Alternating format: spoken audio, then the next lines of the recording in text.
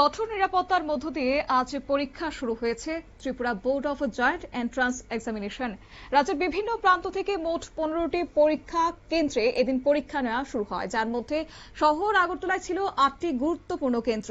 এর মধ্যে পরীক্ষার্থীর সংখ্যা যদি বলা হয় তাহলে 4731 এবং পুরুষ পরীক্ষার্থীর সংখ্যা রয়েছে 2086।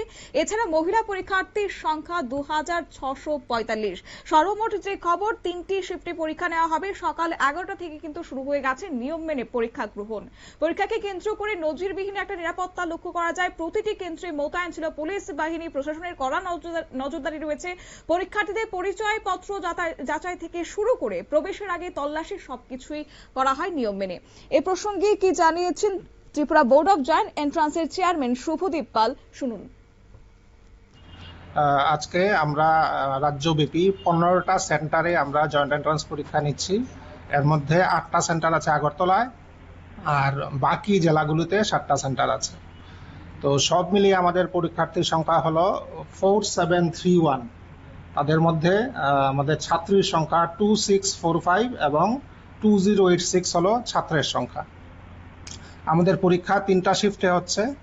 11টা থেকে 12:30 পর্যন্ত ফিজিক্স অ্যান্ড কেমিস্ট্রি, এরপরে 1 ঘন্টা ব্রেকের পরে 1:30টা থেকে 2:15 হলো আমাদের বায়োলজি, অ্যান্ড এরপরে আবারও 45 মিনিটসের গ্যাপ। এরপরে আমাদের 3টা থেকে 3:45 হলো আমাদের ম্যাথমেটিক্স পরীক্ষা।